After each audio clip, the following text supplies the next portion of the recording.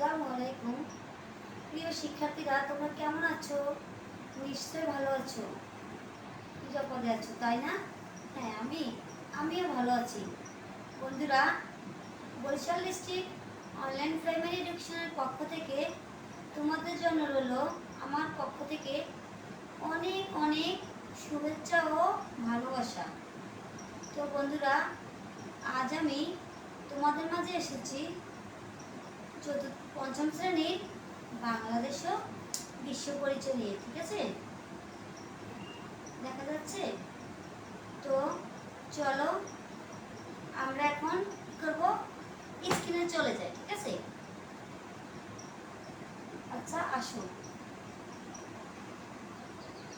Barishal district online primary education পেজে আজকের online ক্লাসে স্বাগত।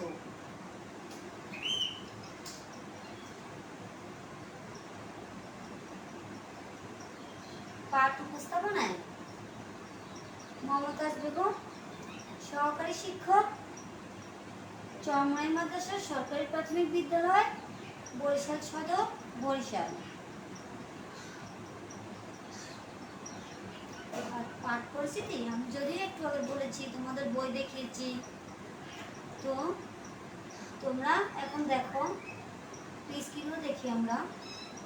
পঞ্চম শ্রেণী বাংলাদেশ ও বিশ্ব পরিচয়, অধ্যায় 3, বাংলাদেশের ঐতিহাসিক স্থান নিদর্শন।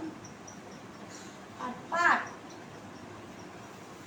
পাহাড়পুর ও ময়নামতি। আজ আমরা পড়বো পাহাড়পুর ও ময়নামতি। ঠিক আছে, পার্ট 3, পাহাড়পুর ও ময়নামতি। তো বন্ধুরা, তোমরা এখন কি বই খাতা কলম নিয়ে বসে পড়ো। ঠিক আছে, এরপরে দেখো আমরা প্রতিদিন কি করি, প্রতিদিন গান করি। ঠিক আছে, গান দেখি বা বলি, গাই, আর কবিতা আবৃত্তি করি, গল্প গুজব করি, তাই না বন্ধুরা? পাঠে যাওয়ার আগে যদি আমরা একটু বিনোদনমূলক কিছু না করি, তাহলে কি ভালো লাগবে? পাঠ ভালো লাগবে না, ঠিক না? তো আসো, আজকে আমি তোমাদের পাঠ সংশ্লিষ্ট একটা গান দেখাবো। এটা আমাদের সিলেবাসে আছে। ঠিক আছে, দেখো।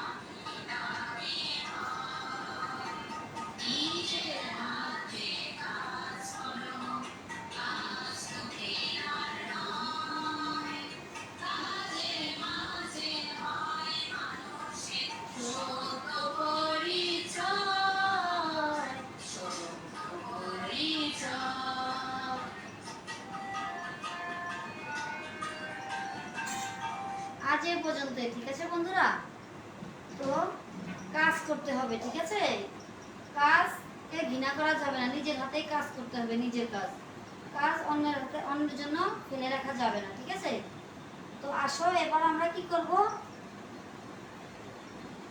ছবি দেখবো। ঠিক আছে, ছবি দেখবো। দেখো, এই যে ছবিগুলো দেখতে পাচ্ছ, এখানে কি কিসের ছবি? এগুলো ছবিতে তোমরা কি দেখতে পাচ্ছ? একটা ছবি, দুইটা ছবি, এগুলো কিসের ছবি বলতে পারবে? হ্যাঁ, এগুলা হলো তোমার কিসের ছবি? একটা হলো পাহাড়পুর, কোথায় এটা? কুমিল্লা। হ্যাঁ, এই তো তোমরা বলতে পারছো। তো আজ আমরা করব কি? আজ আমরা করব পাহাড়পুর ও ময়নামতি নিয়ে, ঠিক আছে? পাহাড়পুর ও ময়নামতি। আর পাঠ্যাংশ হলো এই থেকে শুরু করে বাংলাদেশের উত্তরাঞ্চল পর্যন্ত, এখান থেকে শুরু করে একদম বাংলাদেশের উত্তরাঞ্চল পর্যন্ত, ঠিক আছে বন্ধুরা? তো তোমরা এখন বই পঞ্চম শ্রেণীর বাংলাদেশ ও বিশ্ব পরিচয় বইটি হাতে নাও। আর হাতে আর এবার ধরো কত পৃষ্ঠা? 24 পৃষ্ঠা বের করো, 24-25 পৃষ্ঠা এভাবে ধরো। এই যে এভাবে হাতে নাও, আমি পড়ছি, তোমরা আমার সাথে সাথে কি করবে? হাত দিয়ে ধরবে, ঠিক আছে বন্ধুরা? তোমরা আমার সাথে সাথে হাত দিয়ে ধরবে। স্ক্রিনে অবশ্য তোমরা দেখতে পাবে না, বইতে ধরো। পাহাড়পুর ও ময়নামতি। পাহাড়পুর এই ঐতিহাসিক নিদর্শনটি 781 থেকে 821 খ্রিস্টাব্দে পাল রাজা ধর্মপালের শাসনামলে নির্মিত হয়। পাহাড়পুর রাজশাহী বিভাগের নওগাঁ জেলায় অবস্থিত। এখানে 24 মিটার উঁচু গড় রয়েছে। এটি সোমপুর মহাবিহার নামেও পরিচিত। এই চমৎকার বৌদ্ধ বিহারের চারপাশে 177টি ভিক্ষু কক্ষ আছে। এছাড়া এখানে মন্দির, রান্নাঘর, খাবারঘর এবং পাকা নর্দমা আছে। এখানে পাওয়া গেছে জীবজন্তুর মূর্তি ও টেরাকোটা। ময়নামতি অষ্টম শতকের রাজা মানিকচন্দ্রের স্ত্রীর ময়নামতির কাহিনী এই জায়গায় ইতিহাসের সঙ্গে জড়িত। বাংলাদেশের দক্ষিণ পূর্ব অঞ্চলে কুমিল্লা শহরের কাছে ময়নামতি অবস্থিত। এটি বৌদ্ধ সভ্যতার অন্যতম কেন্দ্র ছিল। তবে এখানে হিন্দু ও জৈন ধর্মেরও নিদর্শন পাওয়া গেছে। এখানে শিক্ষক ও শিক্ষার্থীদের আবাসন সুবিধা সহ শিক্ষা প্রতিষ্ঠানের নিদর্শন পাওয়া গেছে। এখানকার অন্যান্য নিদর্শনের মধ্যে রয়েছে জীবজন্তু অঙ্কিত পোড়ামাটির ফলক, যেমন বেজির সঙ্গে যুদ্ধরত গোকরা সাপ, আগুয়ান হাতি ইত্যাদি। এখানকার জাদুঘরে বিভিন্ন মুদ্রা ও পাথরের ফলকের নিদর্শনও আছে, ঠিক আছে? তো তোমরা এই পাঠ্যাংশটুকু অবশ্যই মনোযোগ দিয়ে শুনেছো। আচ্ছা বন্ধুরা, এই যে এইখানে তোমরা এই পাহাড়পুর আর একটা হলো কি ময়নামতি, ঠিক আছে? আমরা এই দুইটা নিয়ে আজকে আলোচনা করব। আচ্ছা, এই যে পাহাড়পুর আর ময়নামতি কোথায়? আমরা একটু আগে পড়েছি যে এটা সম্পূর্ণ পাহাড়পুর হলো তোমার রাজশাহী কি তোমরা কখনো গিয়েছো? রাজশাহী জেলা কি রাজশাহী বিভাগের নওগাঁ জেলায় অবস্থিত। আর এখানে এর উঁচু গড় রয়েছে 24 মিটার। এর ভিতরে কি আছে? এটা একটা চমৎকার বৌদ্ধ বিহারের পাশে। এখানে এটার ভিতরে 177টি ভিক্ষু কক্ষ আছে, ঠিক আছে? আরো আছে টেরাকোটা মূর্তি, জীবজন্তুর মূর্তি ও টেরাকোটা আছে এবং পোড়ামাটির অনেক কিছু আছে। তারপরে এখানে এছাড়া আছে মন্দির আছে, পাকা নর্দমা আছে, রান্নাঘর আছে, অনেক কিছু রয়েছে। আর এটা তোমার নির্মিত হয় কখন?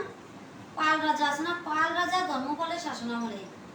পাল রাজা ধর্মপালের শাসনামলে কত খ্রিস্টাব্দে? 781 থেকে 821 কি খ্রিস্টাব্দে, ঠিক আছে?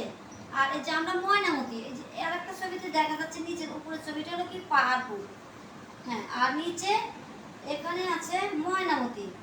ময়নামতি কি? ময়নামতি তোমার নাম হয়েছে কার নাম অনুসারে তোমরা বলতে পারো? অষ্টম শতকের রাজা মানিকচন্দ্রের স্ত্রীর নাম অনুসারে কি এই ময়নামতির নাম রাখা হয়েছে, ঠিক আছে? এখানেও অনেক নিদর্শন রয়েছে, এখানেও অনেক কিছু রয়েছে। এই পোড়ামাটির ফলক, তারপর বিভিন্ন যন্ত্র, এগুলা কি মূর্তি, টেরাকোটা, তারপর বিভিন্ন মুদ্রা ও পাথরের ফলকও রয়েছে সেখানে, ঠিক আছে? এই আর এরপরে বন্ধুরা, যে পাহাড়পুর তোমরা কি পাহাড়পুর ময়নামতি গিয়েছো কখনো? বা তোমাদের কোনো আত্মীয় স্বজন গেছে তাদের কাছে শুনেছো কিছু? তোমাদের কি যেতে মন চায়? তাহলে একটা কাজ করো, তোমাদের বাবা মার সাথে আলাপ আলোচনা করবে কিভাবে যাওয়া যায়। অনেক সুন্দর জায়গা, এখানে আমি অবশ্য গিয়েছি, অনেক সুন্দর জায়গা, ঠিক আছে? কিভাবে যাওয়া যায়, কিভাবে তাদের রাজি করাবে সেগুলো নিয়ে আলোচনা করবে, ঠিক আছে? আর ওখানে যাইলে তোমার অনেক কিছু শিখতে পারবে, সামনাসামনি দেখে বাস্তবে দেখে তোমরা অনেক কিছু শিখতে পারবে, ঠিক আছে? তারপরে বই খাতা যে তোমরা দেখেছো এখান থেকে দেখো অনেক প্রশ্নের উত্তরও করতে পারবে যদি তোমরা সেখানে গিয়ে যদি সামনাসামনি দেখো। অনেক সুন্দর জায়গা। এই তো বন্ধুরা, তোমরা এখন এই পার্ট থেকে আমরা কি করব, এই পার্ট থেকে আমরা এখন কিছু শূন্যস্থান পূরণ করব, ঠিক আছে? দেখো কি শূন্যস্থান আছে। প্রথমে আছে পাহাড়পুর রাজশাহী বিভাগের ড্যাশ জেলায় অবস্থিত। কোন জেলায় আমরা দেখিনি? নওগাঁ জেলায়। আমরা কোথায়? নওগাঁ জেলায় অবস্থিত। এরপরে আছে এই চমৎকার বৌদ্ধ বিহারের চারপাশে ড্যাশ ভিক্ষু কক্ষ আছে। কতটি? 177টি ভিক্ষু কক্ষ আছে। এরপরে নেক্সট, বাংলাদেশের দক্ষিণ পূর্ব অঞ্চলে কুমিল্লা শহরের কাছে ড্যাশ অবস্থিত। কি অবস্থিত? ময়নামতি। ময়নামতি অবস্থিত। এরপরে এখানে পাওয়া গেছে জীবজন্তু ড্যাশ ও টেরাকোটা। জীবজন্তুর মূর্তি ও টেরাকোটা। জীবজন্তুর মূর্তি ও টেরাকোটা। বন্ধুরা, এই যে ময়নামতি কুমিল্লার ভিতরে, এখানে কিন্তু তোমরা গিয়েছো কিনা জানি না, তবে আমার না যাওয়ার অনেক সুযোগ হয়েছে। আমি অনেক কিছু দেখে আসছি, তার জন্য আমার কাছে অনেক ভালো লেগেছে। এই জন্য আমি তোমাদেরকে বলছি, তোমরা তোমাদের অভিভাবকদের সাথে আত্মীয় স্বজনের সাথে আলাপ আলোচনা করো কিভাবে যাওয়া যায় সেখানে, ঠিক আছে? গেলে ওখান থেকে অনেক অভিজ্ঞতা নিতে পারবে, অনেক কিছু। এরপরে দেখো শিক্ষার্থী বন্ধুরা, মিলকরণ, ঠিক আছে? ডান পাশের কথাগুলোর সাথে বাম পাশের কথাগুলোর সাথে ডান পাশের কথাগুলো মিল করবে। একটা কথা বলি তোমাদের, না বললেই নয়। তোমরা অনেক সময় পরীক্ষার খাতায় করো কি, দেখো বোর্ডের দিকে তাকাও, এই যে ডান পাশের কথাগুলোর সাথে বাম পাশের কথাগুলো মিল করো, ঠিক আছে? এই এটা করো, এভাবে দিয়ে থাকো, হ্যাঁ এভাবে দিয়ে থাকো, এভাবে দিয়ে থাকো, এইভাবে দেবা না, এটা এখন সম্পূর্ণ ভুল, ঠিক আছে? এক্সামিনার খাতা দেখলে একদম কেটে দিবে। এটা না করে তোমরা কি করবে, আমি বোর্ডে দেখাচ্ছি তোমাদের। এটা না করে তোমরা কি করবে, স্ক্রিনে দেখো। এই প্রথমে আছে পাহাড়পুর বিহার অবস্থিত। খ সোমপুর বিহারের উচ্চতা। গ মানিকচন্দ্রের স্ত্রী বৌদ্ধ সভ্যতার অন্যতম তারপর কেন্দ্র ছিল ময়নামতি জাদুঘরের আছে। ময়নামতি বিহার, তারপর নরসিংদী জেলায়, তারপর বিভিন্ন মুদ্রা পাথরের ফলক নিদর্শন 24 মিটার নওগাঁ জেলায়। এরপরে এটা কিভাবে মিল করছে আমরা দেখো। এই যে বাম পাশে আছে ক পাহাড়পুর বিহার অবস্থিত কোথায়, দেখছো এরো চিহ্ন দিয়ে নওগাঁ জেলায়। এভাবে লিখবে পরীক্ষার খাতায়, পাহাড়পুর বিহার অবস্থিত টান দিয়ে নওগাঁ জেলায়। এরপরে আছে সোমপুর মহাবিহারের উচ্চতা কত? 24 মিটার। এরপরে আছে মানিকচন্দ্রের স্ত্রী ময়নামতি। এরপরে আছে কি, এরপরে আছে বৌদ্ধ সভ্যতার অন্যতম কেন্দ্র ছিল কি, ময়নামতি বিহার। বৌদ্ধ সভ্যতার অন্যতম কেন্দ্র ছিল ময়নামতি বিহার।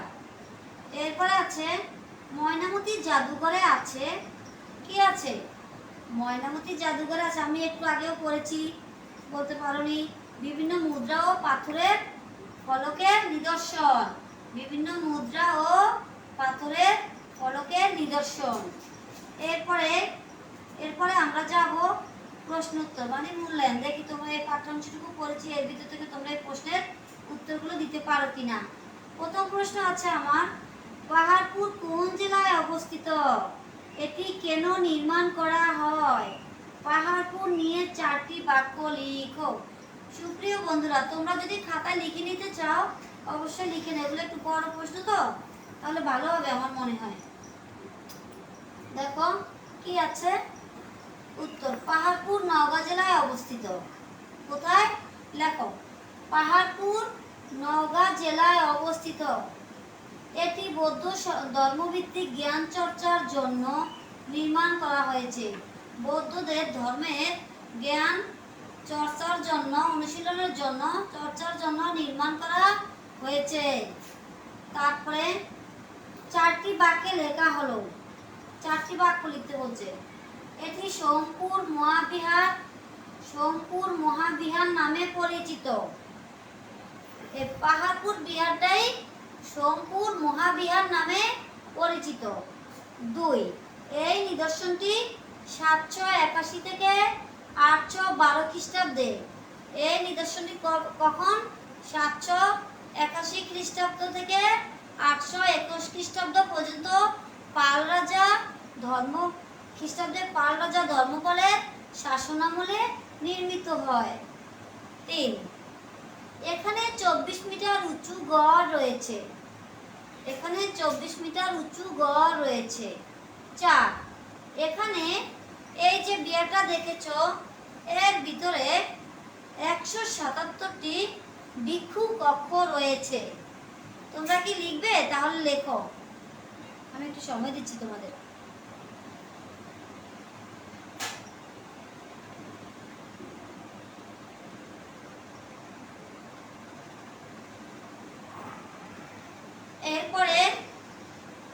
এরপরের প্রশ্ন দেখো, ময়নামতি কোন জেলায় অবস্থিত? একটু আগে কিন্তু বলেছি, তোমাদের মনে আছে কিনা? হ্যাঁ, কুমিল্লা জেলায়। আচ্ছা, সেটা পরে। এই জায়গার নাম ময়নামতি হয়েছিল কেন? ময়নামতি সম্পর্কে 4টি বাক্য লিখো। ময়নামতি কোন জেলায় অবস্থিত? ময়নামতি জেলায়, হ্যাঁ, কুমিল্লা জেলায়। হ্যাঁ, কুমিল্লা জেলায়। আর জায়গার নাম কার নামে হয়েছিল? কেন হয়েছিল? মানিকচন্দ্রের স্ত্রী কি ময়নামতির নাম অনুসারে জায়গার নাম ময়নামতি হয়েছিল। ময়নামতি সম্পর্কে 4টি বাক্য লিখো। দেখো, আমি আবারও বলছি, তোমরা লিখে নাও সাথে সাথে। ময়নামতি কুমিল্লা জেলায় অবস্থিত। 8ম শতকে রাজা মানিকচন্দ্রের স্ত্রী ময়নামতির নামানুসারে এই জায়গার নাম ময়নামতি হয়েছে। 4টি বাক্য লেখা হলো। ময়নামতি ছিল বৌদ্ধ সভ্যতার অন্যতম কেন্দ্র। এটাও কিন্তু বৌদ্ধ সভ্যতার অন্যতম কেন্দ্র ছিল। এরপরে 2, এখানে হিন্দু ও জৈন ধর্মেরও নিদর্শন পাওয়া গেছে। এখানে আবার একটু কি বৌদ্ধদের ধর্মের নিদর্শন পাওয়া যায়, হিন্দুদের এবং জৈন ধর্মেরও নিদর্শন পাওয়া গেছে। 3, ময়নামতিতে শিক্ষক ও শিক্ষার্থীদের আবাসন সুবিধা সহ শিক্ষা প্রতিষ্ঠানের নিদর্শন পাওয়া গেছে। ঠিক আছে, ময়নামতিতে কি পাওয়া গেছে? শিক্ষক ও শিক্ষার্থীদের আবাসন সুবিধা, থাকা খাওয়ার, তারপর শিক্ষা প্রতিষ্ঠানের নিদর্শনও পাওয়া গেছে। এরপরে 4, এখানকার জাদুঘরে বিভিন্ন মুদ্রা পাথরের ফলকের নিদর্শন আছে। এখানে একটা ময়নামতিতে, যে আমি বলছি, আমি গিয়েছি, সেখানে সুন্দর একটা মিউজিয়াম আছে, জাদুঘর আছে। সেখানে কিন্তু যে জাদুঘর, বিভিন্ন মুদ্রা, তারপরে বিভিন্ন পাথরের ফলকের নিদর্শন আছে, অনেক সুন্দর সুন্দর জিনিস আছে, নিদর্শন রয়েছে সেখানে। আমি অনেকক্ষণ পর্যন্ত ঘুরে ঘুরে দেখেছি ময়নামতিতে। ঠিক আছে বন্ধুরা, এরপরের প্রশ্ন, ময়নামতিতে প্রাপ্ত 2টি নিদর্শনের নাম লিখো। ময়নামতিতে পাওয়া গেছে এমন 2টি নিদর্শনের নাম লিখব। দেখো কি, জীবজন্তু অঙ্কিত পোড়ামাটির ফলক ও পাথরের ফলক। জীবজন্তুর ছবি দিয়ে পোড়ামাটি দিয়ে পোড়ামাটির ফলক ও পাথরের ফলক। ঠিক আছে, এরপরে সোমপুর মহাবিহারটি কোন রাজার আমলে নির্মিত হয়? আমরা একটু আগে পড়েছি, পাল রাজা ধর্মপালের আমলে নির্মিত হয়। হ্যাঁ, এই যে সোমপুর মহাবিহারটি রাজা ধর্মপালের আমলে নির্মিত হয়। বন্ধুরা, তোমরা এই প্রশ্নগুলো লিখে নাও। এরপর আমি একটি বাড়ির কাজ দেব। ঠিক আছে, আচ্ছা, প্রশ্ন বড় 2টা আরেকটু দেখো।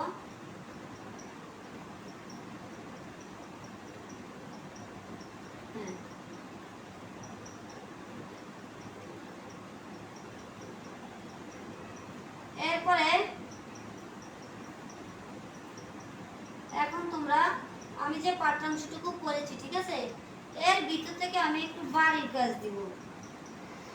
আচ্ছা, আমরা আরেকটু কাজ করতে পারি, তাই না? এখন আমরা একটু বোর্ডে কাজ করি। বোর্ডে দেখো আমাদের এই যে এখানে যাচাই করি একটা ইয়ে আছে, দেখছো? দেখা যাচ্ছে এই যে যাচাই করি। নিচের নিদর্শনগুলো বিভিন্ন ঐতিহাসিক স্থানে পাওয়া গেছে। যে বিষয়টি যে স্থানে ছকে সে অনুযায়ী লিখো।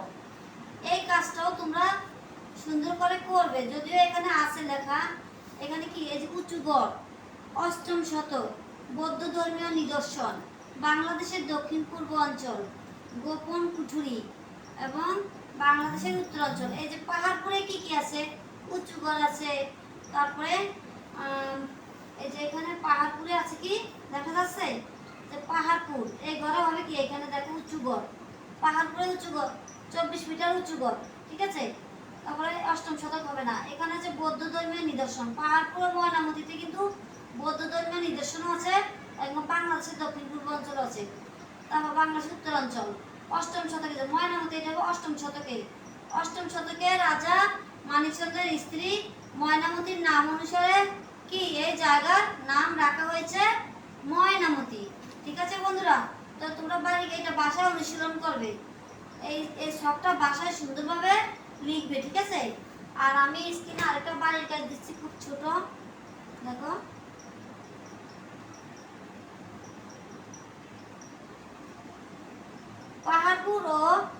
পাহাড়পুর ও ময়নামতিতে পাওয়া প্রাপ্ত নিদর্শনগুলোর দুটি করে খাতায় লিখো। আমি কিন্তু একটার উত্তর এখানে স্লাইডে তোমাদের দেখাচ্ছি যে ময়নামতি দুইটা নিদর্শনের নাম লেখো। তো এখানে ময়নামতি ও পাহাড়পুর দুইটা থেকে দুটো করে 4টি বাক্য লিখবে, ঠিক আছে। কি পাহাড়পুর ও ময়নামতিতে পাওয়া প্রাপ্ত নিদর্শনগুলো দুটি লিখবে, মানে পাহাড়পুর থেকে দুটি লিখবে আর কি ময়নামতি থেকে দুটি লিখবে, ঠিক আছে। লিখে আমার ইনবক্সে সেন্ড করবে। আর তো শিক্ষার্থী বন্ধুরা, জানি না তোমরা কতটুকু নিতে পেরেছো। আমার তো এই পাঠটি খুব ভালো লাগছে, এই জন্যই আমি ওখানে কয়েকবার গিয়েছি, পাহাড়পুরও গিয়েছি আর ময়নামতিতেও গিয়েছি, ঠিক আছে। আশা করি তোমরাও যাওয়ার ইয়ে করবে, ঠিক আছে। তোমাদের বাবা মাকে বলবে তোমাদের সেখানে নিয়ে যাওয়ার জন্য, ঠিক আছে। ঘোরাফেরা করলে মন ভালো থাকে, অনেক ভালো থাকে, ঠিক আছে। আর অবশ্য এখন যাওয়া যাবে না, ঠিক আছে। আবার এখনই যাওয়ার জন্য চিল্লাচিল্লি করো না, কারণ এখন তো করোনার জন্য বাসায় থাকতে হবে, করোনা দিন দিন বেড়ে যাচ্ছে, ঠিক আছে। তো শিক্ষার্থী বন্ধুরা, তোমরা কি করবে, হাত ভালোভাবে স্যানিটাইজার, হাতে হাত ধুবে ভালোভাবে, স্যানিটাইজার ব্যবহার করবে। তারপরে আর কি করবে, মাস্ক ছাড়া বাইরে বের হবে না, ঠিক আছে। ভালো থেকো, সুস্থ থেকো। আর আমার সাথে এত সময় পাঠে সময় দেওয়ার জন্য অনেক অনেক প্রীতি ও ভালোবাসা রইল। আল্লাহ হাফেজ।